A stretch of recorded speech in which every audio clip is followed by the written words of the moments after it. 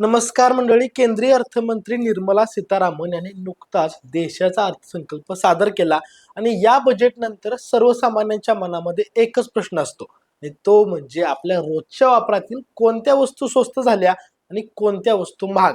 आता या बजेटमुळे तुमच्या महिन्याच्या खर्चामध्ये बचत होणार की खिसा हलका होणार, तसेच या केंद्रीय अर्थसंकल्पातून आपल्या महाराष्ट्राच्या वाट्याला नक्की काय आलं आहे, पायाभूत सुविधांपासून ते आरोग्यापर्यंत कोणत्या मोठ्या घोषणा झालेल्या आहेत, याबाबत सर्व जाणून घेऊया या व्हिडिओच्या माध्यमातून. केंद्रीय अर्थमंत्री निर्मला सीतारामन यांनी सादर केलेल्या या अर्थसंकल्पामध्ये सर्वसामान्यांना मोठा दिलासा देण्याचा प्रयत्न केलेला आहे. तर सर्वात आनंदाची बातमी म्हणजे 7 गंभीर आजारांवरील औषधांच्या आणि विशेष म्हणजे डायबिटीजच्या औषधांच्या किमती कमी होणार आहेत.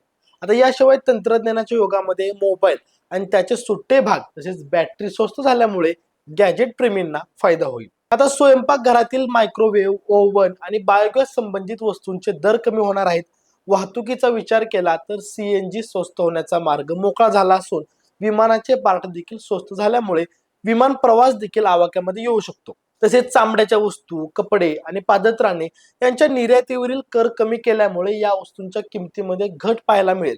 आणि विशेष म्हणजे परदेशामध्ये शिक्षण घेण्यासाठी जाणाऱ्या विद्यार्थ्यांसाठी आणि परदेशवारी करणाऱ्या पर्यटकांसाठी टॅक्स कमी केल्यामुळे आता परदेशी प्रवास आणि शिक्षण स्वस्त झाले आहे. आता एकीकडे अनेक वस्तू स्वस्त झाल्या असल्या तर सुद्धा काही गोष्टींसाठी तुम्हाला जास्त पैसे मोजावे लागणार आहेत. आता या बजेटमध्ये व्यसनाधीन वस्तूंवरचा कर वाढवण्यात आला आहे.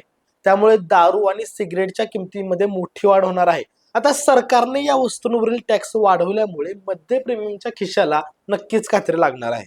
आता या व्यतिरिक्त खनिजे म्हणा किंवा भंगार यासारख्या वस्तूंवरती परिणाम झाल्यामुळे त्या महाग होण्याची शक्यता देखील आहे. मात्र सीमा शुल्कामध्ये म्हणजेच कस्टम ड्युटीमध्ये कपात केल्यामुळे भविष्यामध्ये काही आयात होणाऱ्या वस्तूंच्या किमती देखील स्थिर राहू शकतात किंवा कमी देखील होऊ शकतात. आता सगळ्यात महत्वाचा प्रश्न, या बजेटमधून महाराष्ट्राच्या पदरामध्ये नेमकं काय पडलं? राज्याचे मुख्यमंत्री देवेंद्र फडणवीस यांनी दिलेल्या माहितीनुसार केंद्रीय करातून महाराष्ट्राला तब्बल 98,306 कोटी रुपये मिळणार आहेत. याशिवाय विविध प्रकल्पांसाठी 12,355 कोटींची तरतूद असल्यामुळे राज्याला सुमारे 1 लाख कोटी रुपये मिळतील. राज्याच्या पायाभूत सुविधांसाठी ही मोठी रक्कम आहे. आता विशेष म्हणजे मुंबई पुणे आणि पुणे हैदराबाद हायस्पीड कॉरिडॉरमुळे राज्याच्या विकासाला गती मिळेल. पुणे हैदराबाद कॉरिडॉरचा फायदा मराठवाडा आणि पश्चिम महाराष्ट्रातील जिल्ह्यांना होणार आहे. तसेच ग्रोथ हब साठी दर 5 वर्षांमध्ये 5,000 कोटी रुपये मिळणार असून याचा लाभ मुंबई, पुणे आणि नागपूर महानगर क्षेत्राला होणार आहे. शहरीकरण आणि महिला सक्षमीकरणावरती देखील या बजेटमध्ये भर देण्यात आला आहे.